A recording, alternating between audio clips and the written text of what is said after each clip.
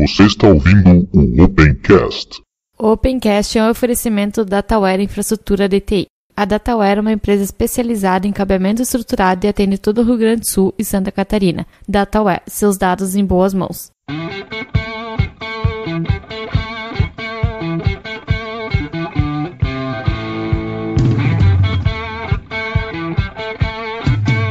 Está começando mais um Opencast, o seu podcast sobre tecnologias livres. Hoje aqui eu, Ivan, juntamente com o Diego. Tudo bem, Diego? Olá, bom dia, boa tarde, boa noite a todos. E também Og Maciel, voltando aí, pessoal, digamos, fixo aos episódios do Opencast. Tudo bem, Og? Tudo bem, cara. Obrigado mais uma vez por me convidar. É um prazer enorme estar aqui com vocês. Depois de um grande tempo aí tentando gravar, eu já falei até no último episódio que eu consegui gravar que a zica tá grande, aconteceu de novo, tive mais um problema de saúde, mas vamos lá, vamos voltar a gravar aí o Opencast. Espaço da comunidade. E no espaço da comunidade dessa semana temos comentários só no site, ninguém mandou nenhum e-mail, então vamos direto para o primeiro comentário lá do site. O Just disse, quem diabo é Anáhuac? Até escreveu de outra maneira aqui, ele disse, não faço ideia de como escreve, tentei, mas o Google não me corrigiu positivamente. Antes que eu pudesse corrigir e falar realmente quem que é o Anáhuac, o Tássio Andrade já respondeu, disse que o Anáhuac é um Stallman brasileiro. As ideias são muito próximas e ele é professor universitário em alguma universidade aqui do Nordeste, só ele não lembra qual. O Anáhuac chega ao cúmulo de se você enviar um e-mail para ele de Hotmail, Gmail, etc., ele não aceita seu e-mail, pois o conteúdo que vocês conversarem estará sendo interceptado pelas forças do mal. E se não me engano, isso tá se falando, é o maior mantenedor do Diaspora BR, uma rede, na verdade é um pod, né? Ele mantém um pod do Diaspora BR, que é uma rede social que quase ninguém usa. É isso aí mesmo, né, Tássio? O Diaspora também é uma rede social, que confesso que eu tô cadastrado lá, mas eu lembro de entrar uma vez a cada semestre, mais ou menos. Porque não me traz nenhum diferencial, não me traz pessoas a mais para mim interagir, né? Acaba que ficou lá uma rede social a mais no mercado. O Tássio Andrade também fez um comentário depois de ouvir, né, o episódio. Ele disse o seguinte: pois é, pessoal, acabei de ouvir o episódio dessa semana e decidi comentar algumas coisas. Começando pelo final, a função de usar o Docker no Ubuntu Mobile seria o killer feature dele, que faria vários usuários migrar para o SO se tivesse sido lançado com o Ubuntu Edge. Porém, a Canonical perdeu a vez, pois apesar de ter criado antes a opção, não lançou e a Microsoft, dia 29/7, lançará vários smartphones Windows Mobile com suporte a essa funcionalidade, que vai ser o nome pelo que ele disse aqui, Continuum. Outra coisa que gostei de ouvir foi sobre essa nova leva de adoções de projetos open source pelo SERPRO, um dos poucos órgãos governamentais que dou valor, principalmente por conhecer pessoas lá de dentro e por ver a atuação deles em projetos na comunidade. E por fim, não sabia que a Amazon AWS ainda não estava dando grana para a Amazon, não. Pensei que seria o principal carro-chefe da empresa, pois se isso está ocorrendo, então a Microsoft também deve estar no mesmo caminho, só queimando dinheiro. Um forte abraço e até o próximo podcast. Muito obrigado aí pelo comentário, Tássio. E o último comentário do site aqui é bem grande, né? Vamos ler aqui em partes ele. É do Eduardo Klosowski. Ele diz o seguinte: comentando a respeito do Stallman, faz todo sentido ele ser extremista com relação a software não livre, senão seria contraditório o maior defensor do software livre utilizando o software não livre. Ao menos ele mostra que é possível, embora ainda que difícil, não utilizar software proprietário. Aí eu aqui, Ivan, abro um parênteses.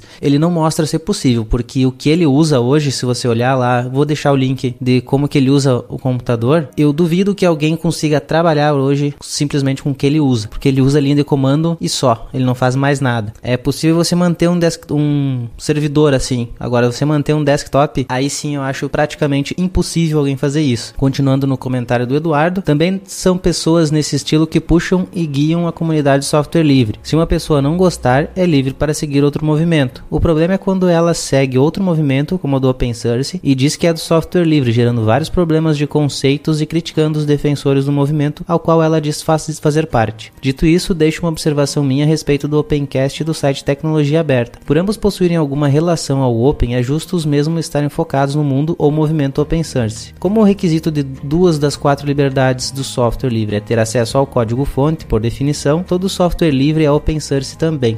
Porém, vale ressaltar que nem todos os open source também é software livre. Então, quando se fala de software, é justo vocês comentarem sobre o software livre, porém não vejo necessidade de focar em tantas críticas, positivas ou negativas, ao movimento do software livre ou seus defensores, assim como em relação ao software proprietário. Não digo isso como uma forma de censura, porém gosto do Opencast como fonte de notícias do mundo open source e é isso que busco quando vou ouvi-lo. Então sugiro maiores focos e esforços no open source que outros movimentos. Bom, a gente vai falar, vai criticar ou não criticar publicar conforme as coisas acontecem, né, Eduardo? Se os ativistas de um ou de outro movimento fizerem com que a gente tenha assunto para comentar sobre eles, a gente vai comentar. Ou seja, se fizer coisa boa, a gente vai comentar. Se fizer coisa ruim, a gente também vai comentar. Mais ou menos nessa linha que a gente vai andar sempre. Em relação ao Anuak, se ele fosse participar de algum episódio cuja gravação fosse feita via Skype, ele teria que instalar a ferramenta, coisa que ele não irá fazer. Então não tem como ele participar dessa forma. Concordo com ele em pedir que o episódio seja disponibilizado em OGG, uma vez que facilitaria para quem não gosta de codecs proprietários. Porém, como o iTunes não reproduz esse formato, não acho certo não publicar em MP3. Minha opinião é que vocês poderiam publicar normalmente, porém adicionar um link com o episódio em OGG. Em relação a e-mails, por mais que ele cuide de seus dados, a comunicação ocorre por duas pontas, então se a outra não cuidar também, abre a brecha para espionagem.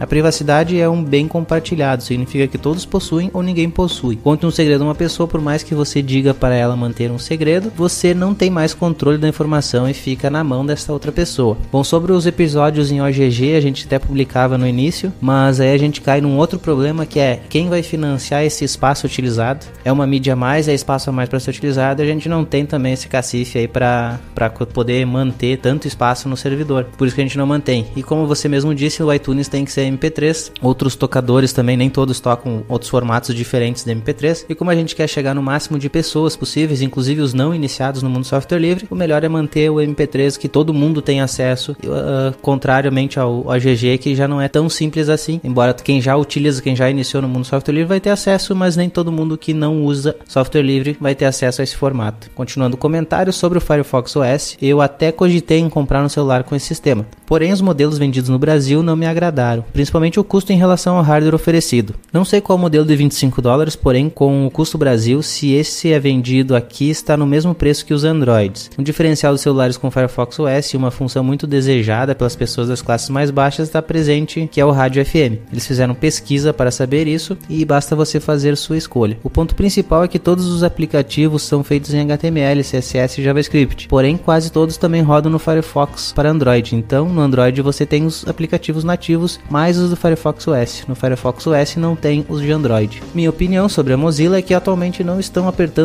acertando mais o mercado. Vários projetos interessantes não estão andando fora da Mozilla. Além do Firefox OS, não vejo a adoção do Persona, que oferece login descentralizado sem senha. Eu e Ivan aqui confesso que nem conhecia o Persona. Vários mini navegadores utilizando o WebKit, tendendo a web mais para o lado do Google Chrome, que por sua vez possui alguns recursos ainda em desenvolvimento que já são adotados pelos sites, deixando o mesmo incompatível com o Firefox. Por isso que muitos dizem que o Chrome é o novo Internet Explorer, pelo menos em espírito. Um dos sites que não funciona mais corretamente no Firefox é a Steam, onde alguns recursos como lista de desejos e mercado da comunidade só funciona corretamente no cliente da Steam ou no Chrome. Também tiveram algumas posições da Mozilla, como que eles falavam que não iriam implementar padrões de DRM, e algum tempo depois voltaram atrás e o recurso apareceu no Windows. Esse foi mais longo, porém tive vários assuntos que gostaria de comentar e que exigiam maiores explicações. Estou comemorando mais uma volta do Opencast e espero o próximo episódio. Eduardo, a gente agradece muito os teus comentários, respeito todas as opiniões, principalmente as que são contrárias a mim e também aos outros participantes. É assim que a gente cresce, vendo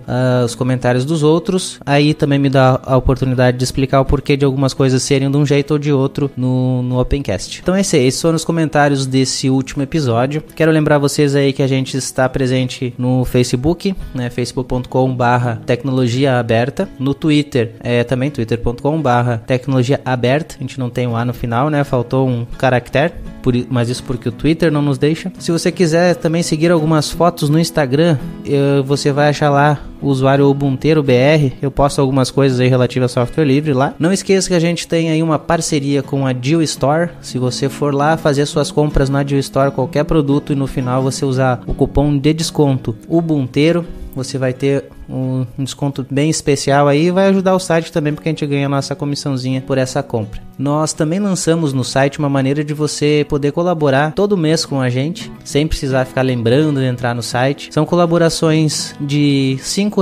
a R$15, que você faz diretamente via PayPal. Então acho que R$5 não vai doer pra ninguém, e quem sabe até ali, né, Eduardo, se a gente conseguir um bom valor, a gente pode passar a publicar os episódios em OGG também, né, dependendo só de a gente ter verba para isso. E se a gente tiver ali assinantes mensais suficientes, a gente consegue saber que a gente tem a verba todo mês e não ficar se apertando como já aconteceu.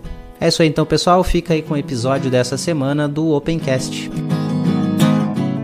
Bom, pessoal, vamos fazer mais um episódio falando alguns assuntos aí, notícias, tá acontecendo o Fizzly, ou melhor, agora que vocês estão ouvindo aí o Opencast, o Fizzly já aconteceu, mas na nossa gravação tá recém começando, e de nós aqui, o único que eu acho que vai conseguir comparecer ao Fizzly vai ser o Diego, mas mesmo assim só vai dar uma passada, né, Diego? Eu acho que eu vou conseguir passar só num dia lá. E também eu quero deixar claro por que a gente não tá gravando sobre o Fizzly, tá? A gente não vai fazer um episódio falando sobre tudo que aconteceu no Fizzly, companhia, porque no dia que vocês estão ouvindo esse podcast, né, o dia da publicação dele, é meu aniversário e eu não tô afim de passar o final de semana editando o podcast, então a gente tá gravando antes, pra poder ficar aí o final de semana eu ter uma folguinha. Quantos anos, Ivan? Tem um lugar pra gente descobrir o que você vai querer de presente de aniversário, hein? Olha, posso fazer umas listinhas aí, cara. Tô fazendo a Idade de Cristo. Idade de Cristo. Manda a lista depois aí, quem sabe você não ganha uma coisa. Pois é, né, fazer uma wishlist aí. Exato. Bom, vamos então pro episódio, vamos falar sobre o que aconteceu aí. Teria bastante coisa pra falar, a gente já tem, até tive que dar uma enxugada, tirar algumas coisas também da nossa pauta, mas vamos começar falando sobre o Chromium, que tava com o módulo proprietário, que ficava ouvindo pelo microfone e mandava informações pro Google. Pois é, né, esse tá aqui. É um módulo que é o módulo que faz aquele OK Google, né, Sim, é o mesmo isso. que lá nos Android, que é a detecção, é o assistente de voz do Google, e o Google, como ele contribui com o projeto Chromium também, deve ter montado esse módulo, enfiou lá no Chromium, a galera do Chromium não percebeu que tinha esse módulo, empacotou junto e foi embora, né? Uhum. Até o Google ali confirmou que é isso aí mesmo, né? É um download feito sem solicitar confirmação do usuário, mas a ativação, diz eles que ativação é só quando solicitado, dizem eles, sem que isso possa ser verificado no código, né? Porque é proprietário. E deixa eu ver que é intencional o módulo não aparecer na lista de complementos instalados e que o Chromium é responsabilidade de quem o distribui. Isso foi quem diz o Google, né? Então, né, no caso ali é o Debian e não o Google. Eu até tava conversando isso no trabalho, o pessoal nem estava começando a pouco a se preocupar, sabe? A pessoa mais leiga tá começando a se preocupar com esse negócio de vigilantismo e companhia, né? Só uma canelada, ele não é que o Debian, né, empacota o Chromium, mas é como o Debian, né? Sim, isso. O Debian também é feito na mesma ideia, né? Sim, isso aí. Ficou a frase ficou meio... tranquilo.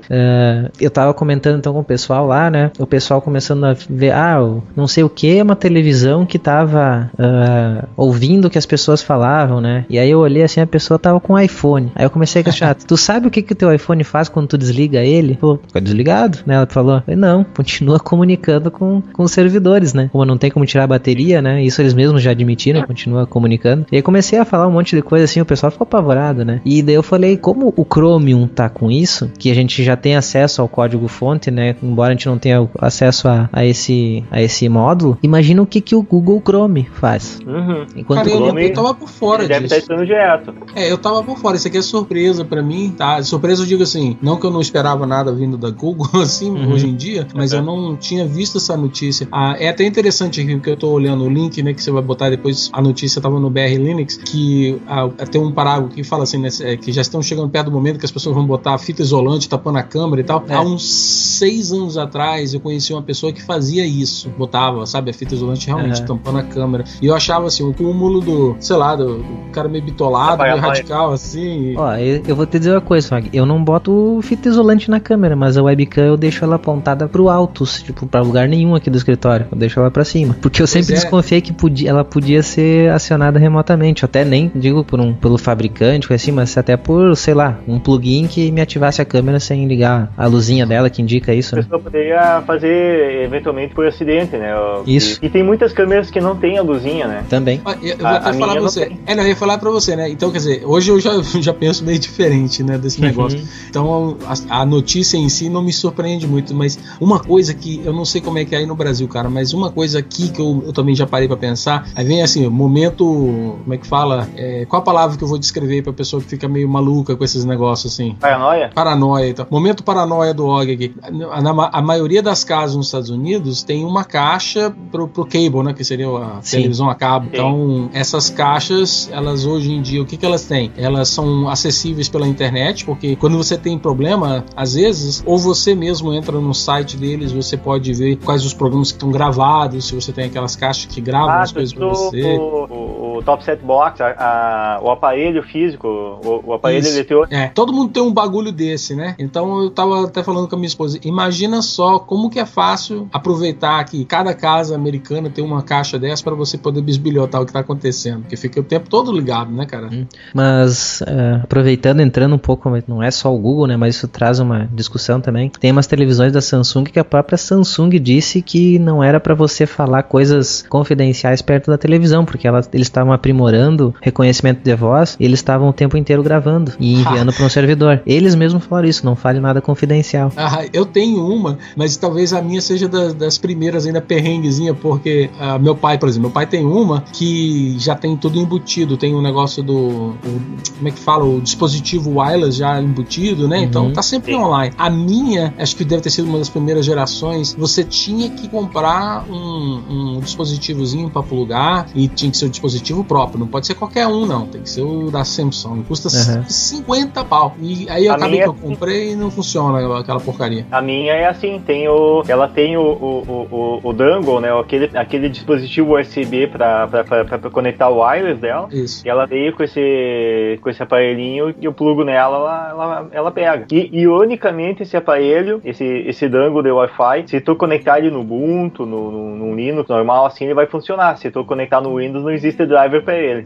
Eu tenho esse donglezinho também, mas bicho, a conexão cai o tempo todo, sabe? É horrível. Mas aí, no final das contas, eu não uso. Então não tem. Acho que eu não tô correndo esse risco, não. Mas deixa eu falar então mais uma, assim. Talvez o Diego possa me confirmar, tá? Mas pessoas que entendem um pouco mais me confirmaram que é possível. O que é uma caixa de som se não um microfone ao contrário? E tu pode inverter a tua caixa de som para virar um microfone. E tem televisões Smart TVs sem microfone hoje em dia que estão fazendo isso também. Estão invertendo o alto-falante para poder ouvir o que tu tá fazendo em casa. Pô, cara, tá pensando na cena daquele livro 1984, não sei se você já viu. Sim.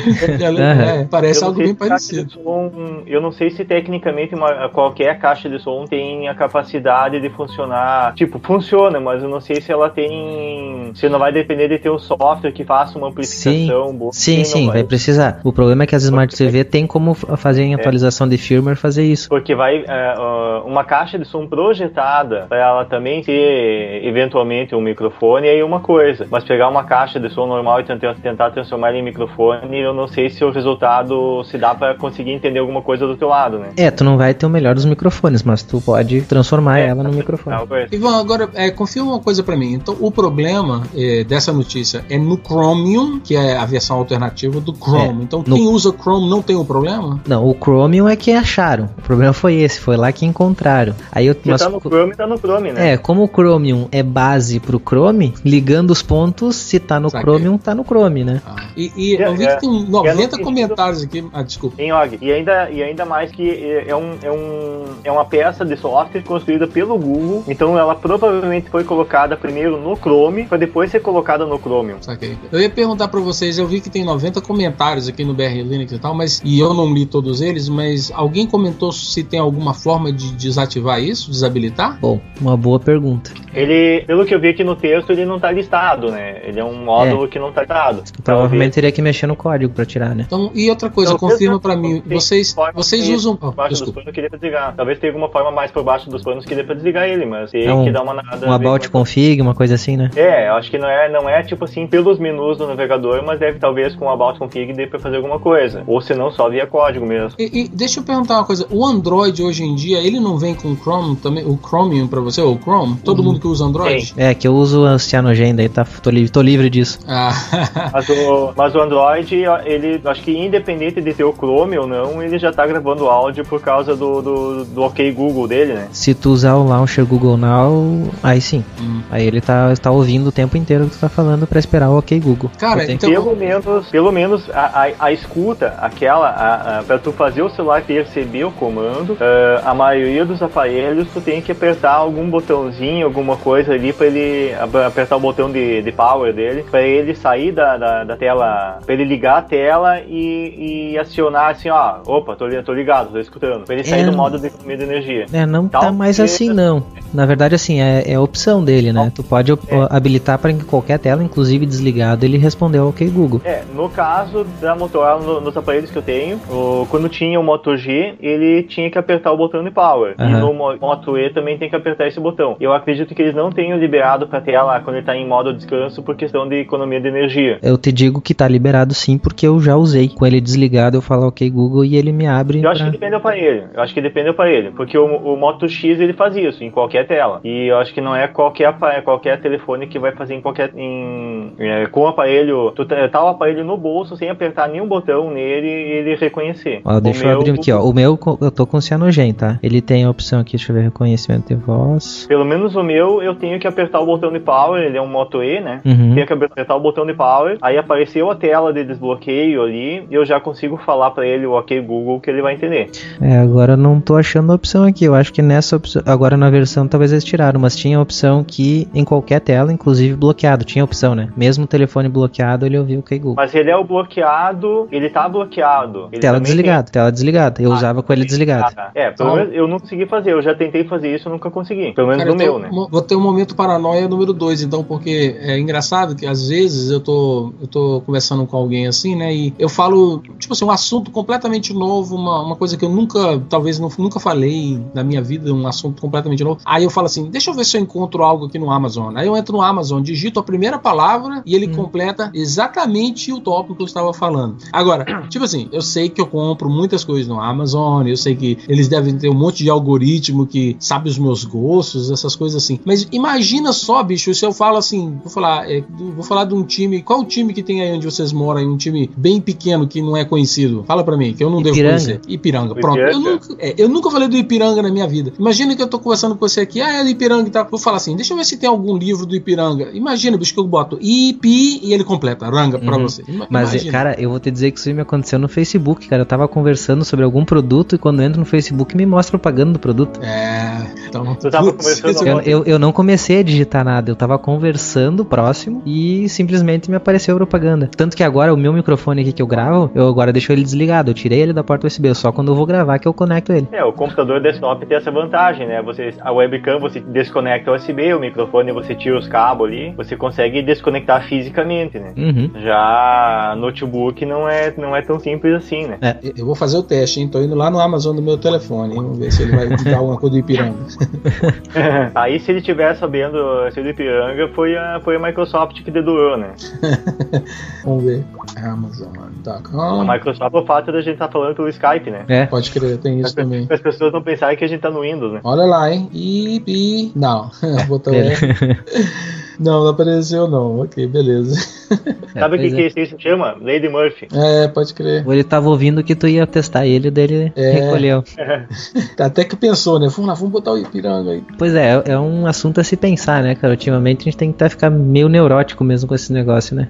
Eu tinha visto uma matéria uns dias atrás, só que ela tá marcada aqui pra eu ler e não consegui ler ainda. Que fizeram um experimento com os servidores do Google, foi do Google. E, de alguma forma, eles fizeram os computadores do Google sonharem. Só que eu não li direito, só vi que tinha umas imagens, assim, muito surreais, assim, que tinham, abre aspas e aspas muito grandes, os, abre aspas, sonhos do computador. Que eram umas imagens bizarras, assim, mas eu não parei pra ler, mas eu sei que era um experimento com inteligência artificial que eles estavam fazendo. Não era aquele que fazia uns quadros totalmente surreal? Isso, negócio? Que viagem aquilo. Eu lembro das imagens, assim, mas eu não li o texto, que tá separado aqui pra eu ler, mas eu não li ainda. Era a maneira com que o computador aprendia, a inteligência artificial aprendia as coisas, ele fazia uns negócios, muito louco. Muito louco. Digno de obra de arte. Sim, mas eu vou te dizer, pra fazer desenhos assim, estilo obra de arte, existem diversos algoritmos que utilizam heurística. Enquanto você está calibrando o algoritmo ali, eventualmente algum bug no algoritmo vai fazer um desenho em uma ferramenta que tu use para pegar graficamente o que está acontecendo. Ele vai fazer um desenho maluco assim que vai parecer uma obra de arte. Se tu errar algum parâmetro ali, ele vai pirar na batatinha ali na hora de desenhar o gráfico ali e vai fazer uma obra ali. Vários algoritmos assim, do que posso imaginar, assim, algoritmo de roteamento, algoritmos de heurística, assim, de forma geral, que são aqueles algoritmos que eles não são determinísticos, né, que eles, principalmente os não determinísticos, né, que você roda duas vezes e ele vai rodar de uma forma diferente, né, ele vai chegar a resultados diferentes. Então, esses algoritmos, eles têm a tendência de fazer de fazer coisas bem malucas, assim, bem aleatórias, assim, na hora de processar. Bom, vamos continuar? Sim, chega de parênteses. Tem uma notícia aqui do Kubuntu que ele pode deixar de existir, pelo menos da forma que a gente conhece ele, né? Isso quer dizer, isso tem a ver com o principal mantenedor do Kubuntu, que é eu acho que não tem o nome aqui. Jonathan Riddell, algo assim? Eu acho que sim, é o principal mantenedor, é esse aí, o Jonathan. Okay. Jonathan Riddell. E por acaso, eu até achei que fosse o Jonathan do GNU Linux, por causa que tem o vídeo dele ali, mas não é ele. O Jonathan do GNU Linux também ele tem um vídeo de 4 minutos explicando essa situação também, mas a matéria basicamente diz que o futuro do sistema é incerto, por causa que o Riddell, né, para não falar de Jonathan de forma duplicada ali, o Riddell ele tem uma certa rixa, que não é de hoje, com o Ubuntu, com a comunidade do Ubuntu, e não se sabe exatamente o que está acontecendo assim, mas eles não se falam há muito tempo, e parece que tipo, ele não quer mais no caso a Canonical, né, não vai mais dar suporte pro Ubuntu, pro Kubuntu. A Canonical, na verdade, já parou com o suporte faz algum tempo, né? Isso. E até uma outra empresa assumiu, porque na verdade pela Canonical já teria morrido, que não é financeiramente viável, né? Sim. É uma companhia lá da Alemanha, se eu não me engano. Não é Blue alguma coisa o nome da companhia? Sim, esse é o problema de tá falando aqui, procurando aqui no meio do texto os nomes, né? Mas desde o princípio, né? Eu sei que logo nas primeiras versões que saíram do Ubuntu, né? Você tinha todas essas versões. Você sempre teve o Ubuntu, que era baseado no GNOME, você tinha o Kubuntu, o Kubuntu, que era com KDE, né? E só depois que apareceu a outra versão do XFCE. Mas desde aquela época já existia um pouco de atrito, né? O pessoal do Kubuntu, o Kubuntu, não sei como é que fala, eles sempre foram como se fosse o filho bastardo, né? Então eles não tinham o mesmo número de... o pessoal da Canonical não investia da mesma forma no pessoal nessa distribuição. Sim. Então eu me lembro logo no princípio que sempre foi assim. Aí realmente, acho que teve uma época, como você falou, Ivan, que a Canonical parou de patrocinar e de bancar eles por um tempo. Se eu não me engano, o Jonathan Riddell, ele falou assim, ok, nós vamos manter a distribuição nós mesmos, porque tinha uma comunidade bem forte, né? O pessoal que gosta do KDE, eles gostavam bastante disso, mas eu estou surpreso que ele ficou esse tempo todo, porque não deixa de ser uma experiência muito chata e como eu já trabalhei em negócio de distribuição, cara, manter uma distribuição é um trabalho meio... não é pra qualquer um não, porque você tem as pessoas que te apoiam e elogiam e te ajudam, mas pra cada uma delas deve ter uns 5 fila da mãe que estão sempre te enchendo o saco, sendo que eles não fazem nada, né, pra poder contribuir. Então é um trabalho bem... eu não sei como é que... tô procurando uma expressão em português aqui, mas é uma coisa meio thankless, assim, sabe? Que você trabalha e muitas vezes você não ganha muita coisa em volta, não, de volta. Tem a roda, né? É muito trabalho repetitivo, assim, tem cada vez que sai uma versão nova da distribuição, tem que fazer um monte de trabalho repetidamente ali e que todas as distribuições fazem esse trabalho e é muito trabalho que não dá pra ser automatizado e tem que ser feito, né? Alô? Estamos ouvindo. Tô te escutando.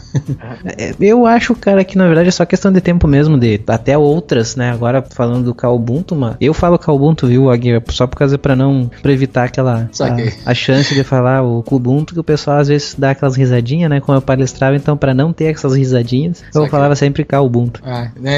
Eu tenho que prestar atenção, ainda mais quando eu for no Brasil em outubro, pra mim não cair nas mesmas mancadas, né? Não tem essa maldade mais. Como eu fazia palestra pessoal universitário, às vezes tem o pessoal que tá começando, tá mais ainda no ritmo de segundo grau aqui, né? Daí tá mais não é uma crítica, não tô xingando o pessoal, mas é mais infantil, né? A mentalidade do pessoal ainda não amadureceu no início. E aí sempre tinha as risadinhas. O pessoal que tá no início da graduação sempre tá com a cabeça ainda meio uma cabeça meio infantil ainda, né? E como eu acho tanto o Kubuntu, a questão de tempo de parar, e outras distribuições vão acabar também sofrendo, outras, né, variantes aí do Ubuntu vão acabar sofrendo com isso também daqui a pouco, porque a Canonical já tá definida onde que foi focar, né? Não, isso já faz um tempo, né? Sim. Mas o que eu digo, assim, a respeito do Ubuntu foi briga interna, foi desentendimento, foi pura bira, né? E dos outros sabores do Ubuntu, claro, não tem aquele apoio oficial, mas aí vai depender da força da comunidade, né? De ter alguém ou alguma empresa por trás, ou ter bastante comunidade para poder ajudar. No caso do KDE, se a comunidade abraça, é possível que continue, né? Senão, tipo, sem dinheiro, sem apoio, né, fica difícil, né? Sim, com certeza.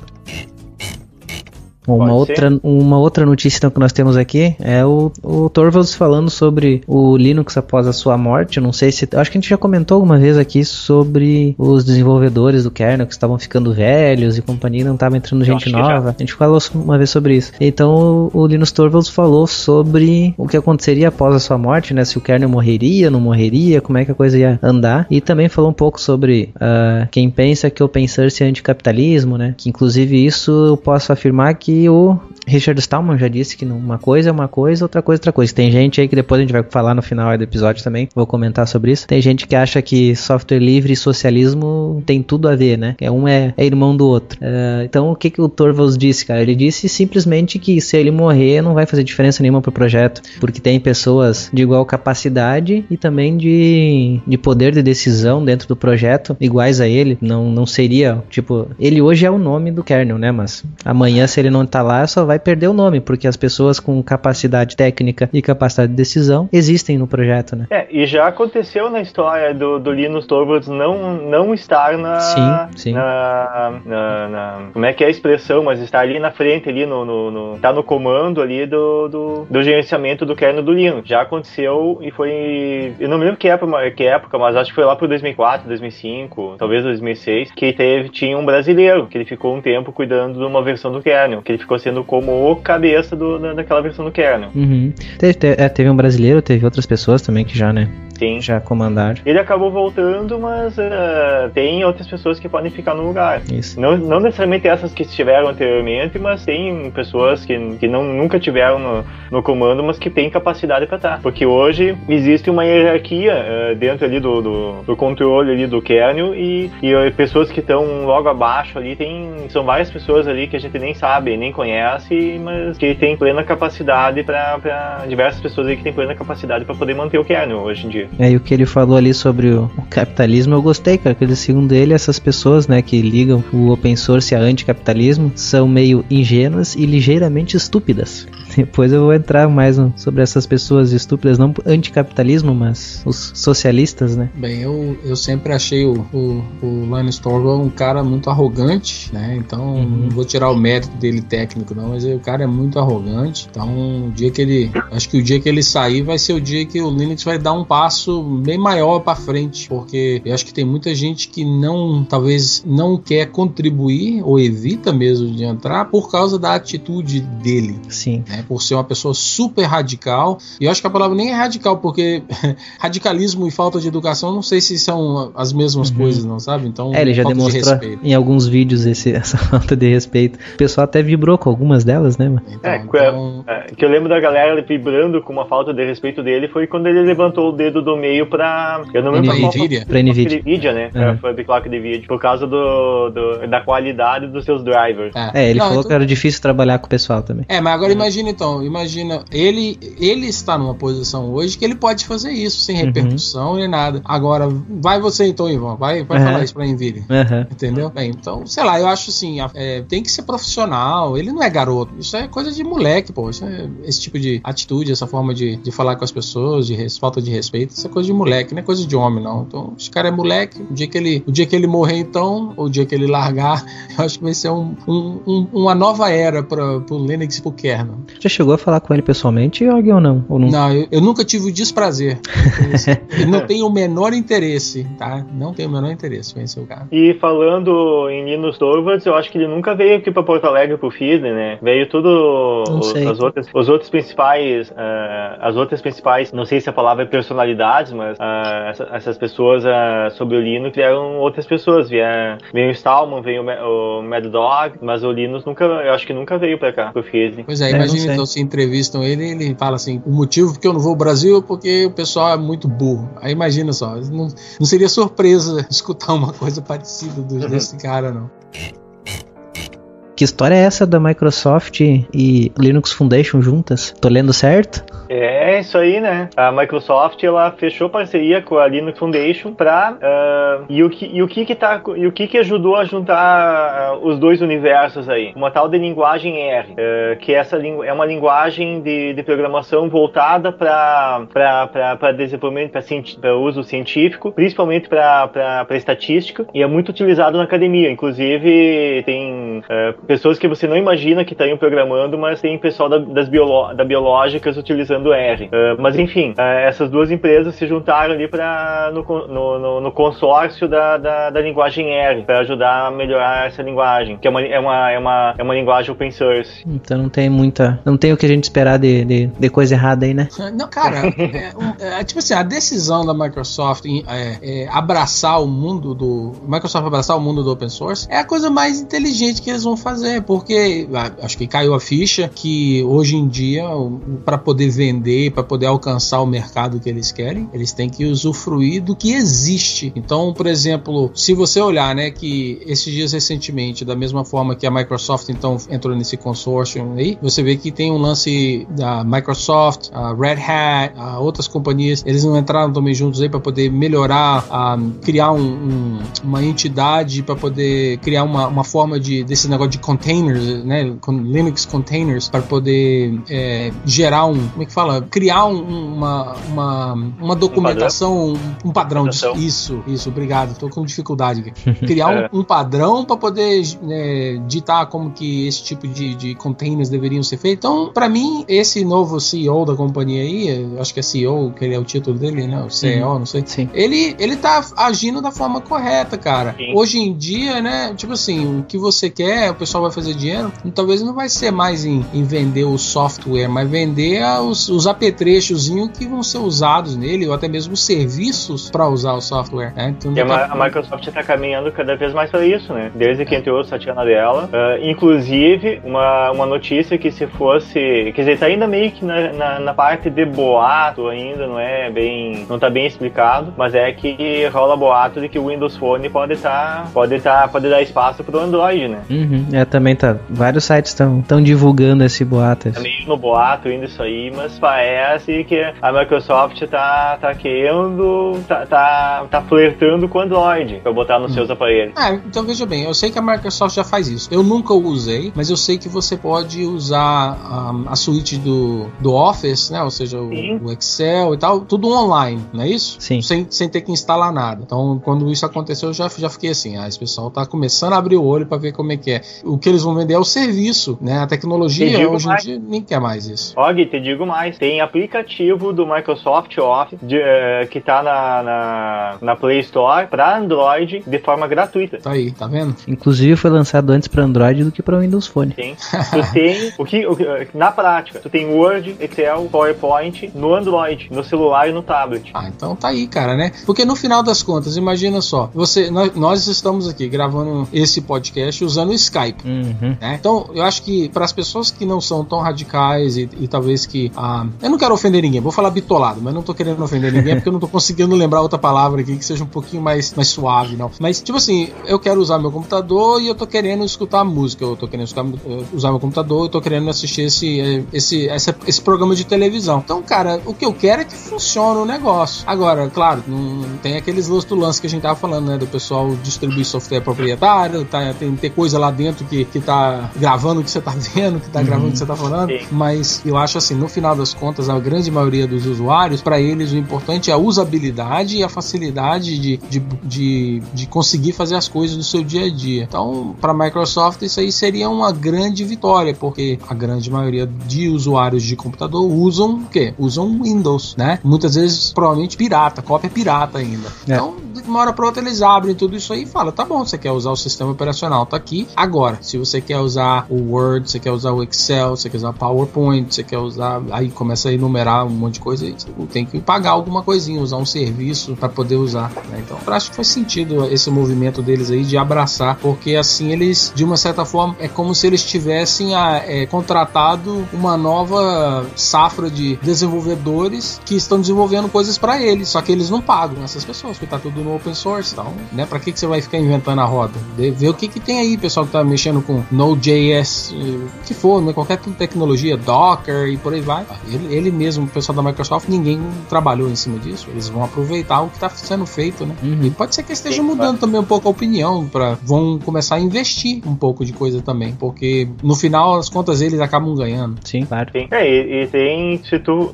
inclusive, tava olhando hoje de tarde, tava olhando dentro do Google Play, os aplicativos que tem na Microsoft. Tu tem o Outlook, tem toda a suite do Office, tem o Remote Desktop, tem aplicativos pro Xbox. Eu não sei exatamente o que vai esses aplicativos, mas tem alguns aplicativos do Xbox ali pro Android. Enfim, eles estão colocando serviços. E o Office, eu devo ter quase certeza que deve ter uma versão gratuita e uma versão paga, não do aplicativo, mas deve ter o serviço de armazenamento em nuvem para tu utilizar o Office, deve ter um armazenamento maior. A nuvem deles também tem um aplicativo para Android, então eles estão vendendo um serviço ali. O próprio Exchange, tem a quantidade de gente que utiliza o Exchange para poder, não só como sistema de e-mails, mas para sincronizar calendário, né, para sincronizar agenda. Tudo, eu acabei de fazer uma pesquisa aqui no Play Store, aqui, igual você falou, e eu tô vendo, tudo de graça. Excel, Word, PowerPoint, tem um chamado Lens, né, de lente, eu não conheço, deve ser de foto, alguma coisa assim. Outlook, OneNote, tem um monte de coisa aqui, cara, ó, Microsoft Health, tem negócio de calendário, não, tem muita coisa aqui, cara, que isso. Eu não tinha olhado tudo. Tem bastante coisa. Pra ti aparece mais coisa ali do que pra mim. Na versão da Play Store nos Estados Unidos aparece mais coisa. Tem o Remote Desktop, que você falou também. Esse Office Lens ali, ele é alguma coisa pra tu fotografar. Tu fotografa um cartaz um cartaz que tá no escritório. Tá aqui. E tu pega essa imagem de câmera, meio de lado, assim, que tu não vai conseguir pegar perfeito com a câmera, assim. E esse aplicativo, ele só realinha geometricamente a imagem pra ela ficar bonitinha na tela, preencher toda a tela e não ter que não pegar o pedaço da porta, o pedaço da parede que tá do lado da imagem. A descrição dele, a descrição dele tá dizendo aqui, ó, Diego, tá dizendo assim, ele é um escaneador de bolso para documentos e imagens daqueles quadros que chama whiteboards, aquele negócio que você usa quando você tá trabalhando, você escreve assim, um quadro branco assim. Aí realmente tem uma foto aqui, Diego, tá assim, tem esse whiteboard que tá meio de lado, tá num ângulo, vamos dizer assim, de 45 graus ou mais até, né? Aí parece que você tira a foto e ele vai e reajusta ele e bota ele de frente para você, a imagem. Exato. Ele coloca de frente o quadro. Que bacana, é um processo bem simples, né? Ele só tem que pegar o contraste da imagem ali, detectar o que é o quadro ali e pegar aquela figura quadrilátera que tá meio de lado e colocar ela, transformar ela num retângulo, né? E elimina todo o background, como você falou. Então, né, por exemplo, tem um cara aqui que tirou uma foto, um recibo, tipo assim, sei lá, então, um café, alguma coisa que ele tomou, aí tava em cima da mesa. Então a foto toda tem até a mesa, né? A madeira e tudo mais por trás, mas aí e tá de lado e tal, meio escuro, aí ele vai e conserta ele tudo e aparece como se fosse tirado um escaneador assim de frente mesmo, e só o recibo que aparece. Bacana. Eu tenho quase certeza que o Google também tem uma aplicação que faz algo bem semelhante. Porque eu tava pensando aqui, usar isso aqui para escanear aqueles cartões de visita também seria bacana aqui, ó. Sim. Né? Ainda mais se tiver um aplicativo que depois pega isso e adiciona nos seus contatos, seria bacana. Não tô falando que ele faz isso, não, tô falando que seria bacana se fizesse algo. Mas tem aplicações que fazem isso, principalmente interconectadas com a Evernote. Tá, Evernote, pode crer. Eu ia falar pro Águia, agora eu vou falar pros dois, então. Vocês estão falando aí com a sessão, como alguma pessoa, tem uma pessoa que a gente vai começar a falar agora, que a gente vai falar um pouco do Fizzly, vocês são osistas, e pra ele, isso é um xingamento, tá? Considerem-se xingados, vocês são osistas. E como diz, como eles dizem lá, então vocês são inferiores a ele. Pois há uma diferença que eu acho que um dia nós podemos até... Acho que eu nunca falei isso, cara. A gente nunca falou isso no podcast. Existe a definição de software livre e open source, né? Open Source Initiative. Como é que se fala a pronúncia certa aí, Og? Initiative. Isso dali. Esse dali. Existe uma diferença. Depois eu acho que um dia nós podemos tratar um pouco da história de cada um até pra ficar melhor, né? Porque seriam ideologias parecidas, porém diferentes, né? Elas são bem parecidas em quase tudo, mas tem algum detalhezinho de diferença. Mas quem gosta de xingar os outros deusistas é o famoso Anunnaki, que até teve um cara no comentário que perguntou que diabo que era isso, né? Que é tal Anunnaki que ele tava procurando, não sabia nem escrever, mas é uma pessoa... não vai dizer se dá pra comer, né? Não, é de passar no pão. Bom, o Anunnaki aprontou mais uma agora, né? Vamos falar um pouco de Fizzly, embora a gente não vai falar sobre o evento, né? Como eu disse no início, a gente tá gravando...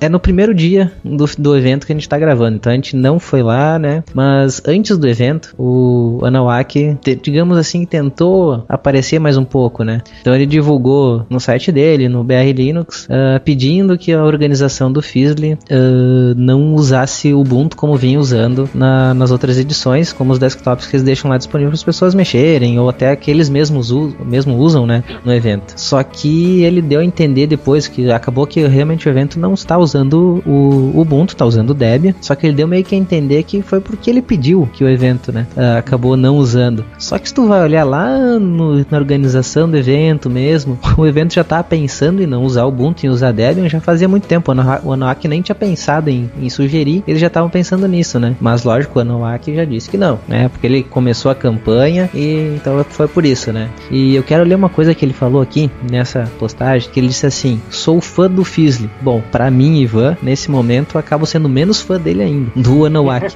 Porque, bom, eu fui uma vez no Fizzly, tá? Não tenho muita experiência, mas eu tenho experiência de ouvir outras pessoas que foram, de acompanhar o evento remotamente, né? Como sempre permitiram que isso fosse feito. E fui uma vez a Latinoair.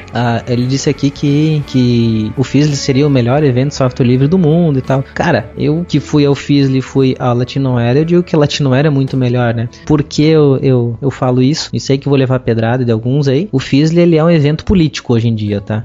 Até nós estávamos comentando antes da gravação, eu e o Diego ali, melhorou muito a grade desse ano, mas mesmo assim, a gente tem coisas absurdas, como por exemplo, tem uma palestra, por exemplo, aqui que eu não sei o que fala, e tem um monte que tá assim, Photoboot com a Fox. Aí vai ver descrição, a definir, várias coisas assim. E tem uma aqui que é uma palestra, que veja se vocês têm a ver com o software livre.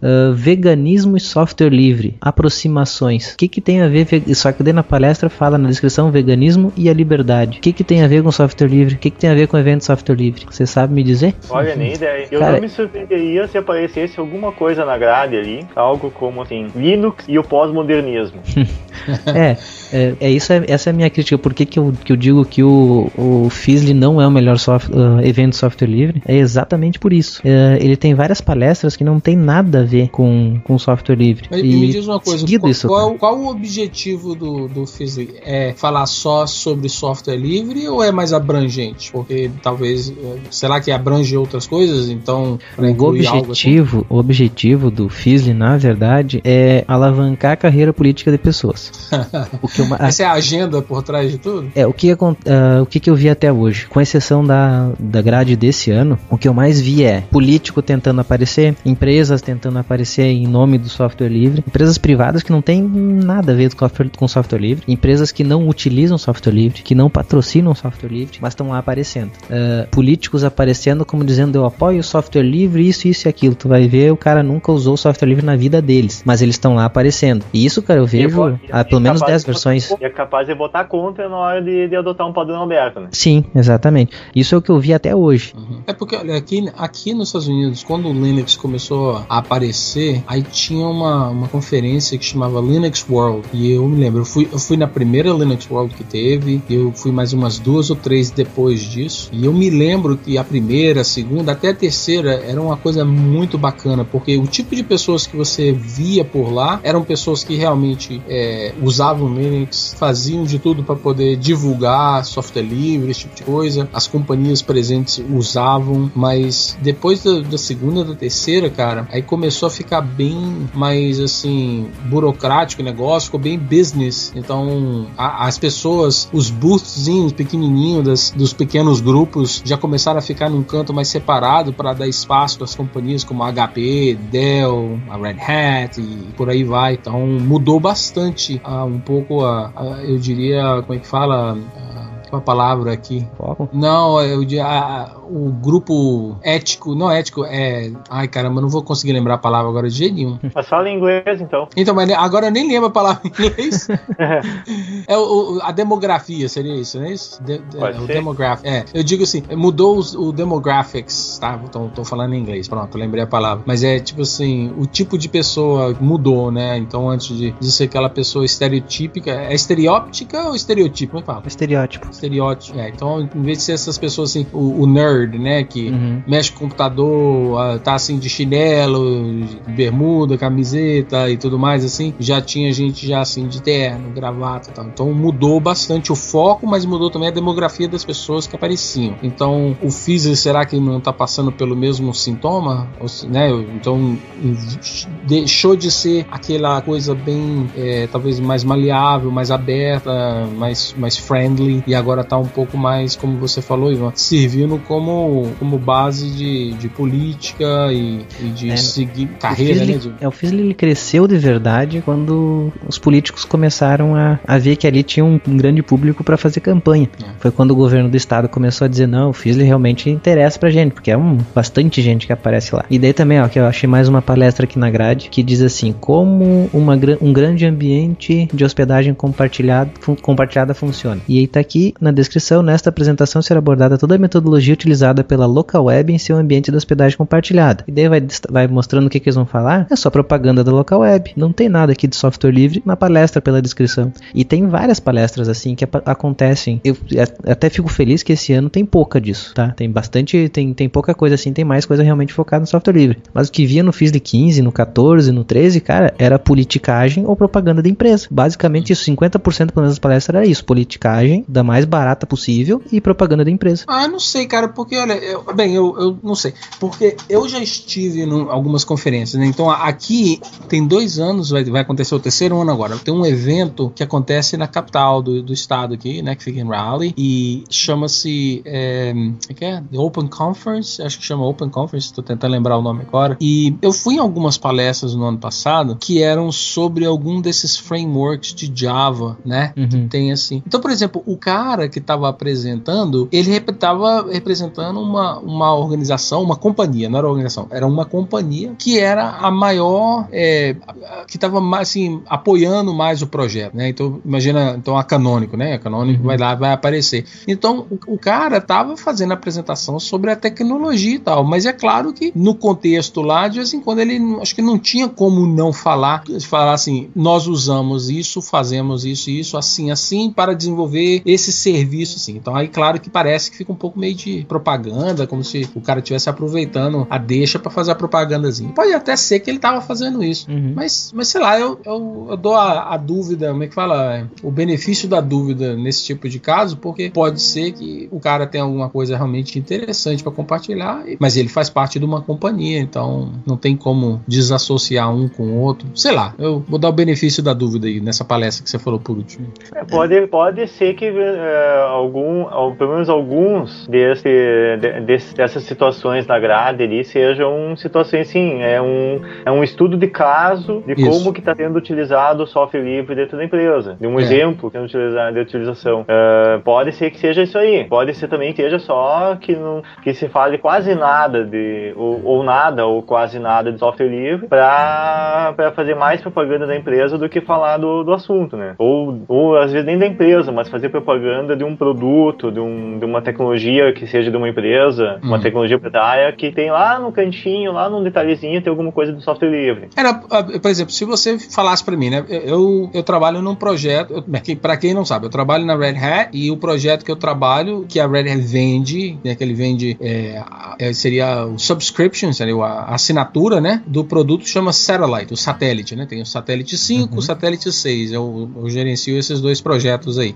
Mas por trás desses dois projetos, você tem os projetos open source, esses são realmente da comunidade. Então, a Red Hat emprega um monte de gente, né, tá certo, né, eu falei certo? Emprega? Sim.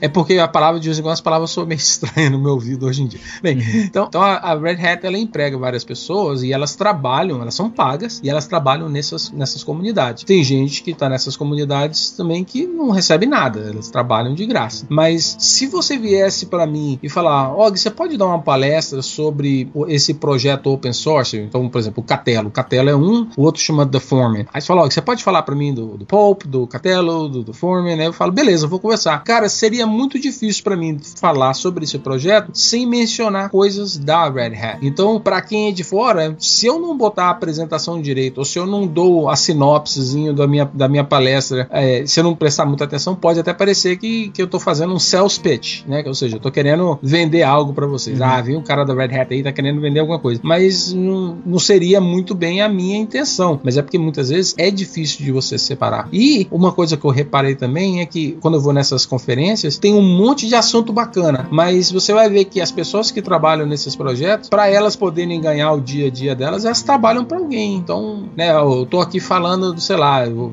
vou falar para vocês do jQuery, mas eu sou empregado do Facebook e eu desenvolvi esse módulo aqui. Aí, beleza, aí você fala, esse cara vai falar o quê? É do jQuery ou vai falar do Facebook? Provavelmente ele vai ter que falar dos dois na hora, porque ele vai falar, nós na Facebook usamos esse módulo para tal, né? Então, fica meio complicado de separar hoje em dia. Mas eu tinha te perguntado qual era o objetivo do Fizzly, justamente para entender um pouco sobre se os temas têm que seguir algum padrão ou não. Porque eu já fui em conferência, cara, que aqui chama Unconference, que seria mais ou menos o seguinte, você vai pro lugar e você não tem nem ideia do que vai ser discutido. Na hora, os participantes vão lá e fazem a sua sugestão, e vale qualquer tópico, e aí as pessoas votam, né? E os tópicos receberem mais votos, recebem, então são alocados os quartos, as salas, e é uma coisa bem democrática, você não tem que fazer nada, né? Sim. Então, eu já fui lá e já teve tópico que era sobre, eu não vou lembrar o nome agora, mas é um método onde que você tenta dormir somente 20 minutos a cada 4 horas ou algo parecido. Então você nunca dorme horas seguidas, você só dorme de 20 minutos a cada X horas.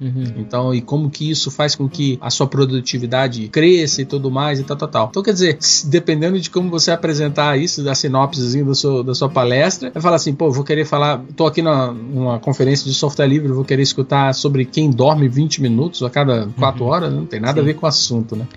O que melhorou, até porque agora melhorou bastante a grade, né, que eu falei, que esse ano tá muito melhor do que tava ano passado e anos luz do que tava ano retrasado, o Fizzly. É exatamente que agora a comunidade vota as palestras que vão entrar, né, são submetidas e as pessoas votam lá, lógico, tipo, é mandado aleatoriamente para quem se cadastrou e quer escolher as palestras, né, são mandadas aleatoriamente algumas e tu diz, essa aqui é legal, essa aqui não é, pra saber se vai entrar ou não na grade. Acredito que isso que fez bastante melhorar a qualidade, né, e deixar de ser um pouco tão político como era antes. É bacana isso aí de ter botar um pouquinho desse poder de decisão para a comunidade. É que até aquele negócio, como eu disse, tem bastante coisa de política. A política se envolveu junto na Associação do Software Livre, né? Tinha pessoal querendo fazer seu nome ali dentro. E teve bastante disso. Só que tudo isso era sempre por baixo dos panos, tanto que eu não tenho nem como comprovar isso que eu tô falando. Se alguém contestar, eu não vou ter provas para poder mostrar aqui. É as coisas que tu vê acontecendo, mas não. O pessoal sabe como esconder, né? E fechei as coisas assim.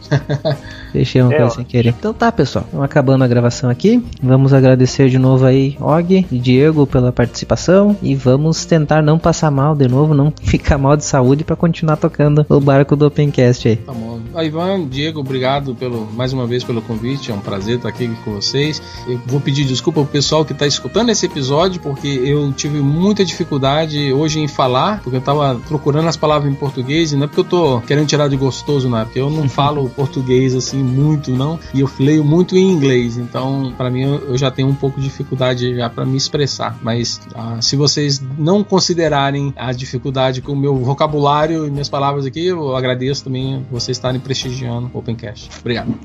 Agradeço aí por Ivan e por Og por estar participando mais um episódio do Opencast. Agradeço ao público aí que está escutando nesse momento aí, e até o próximo episódio aí. Isso aí, obrigado a todos que ouviram até aqui e até o próximo Opencast.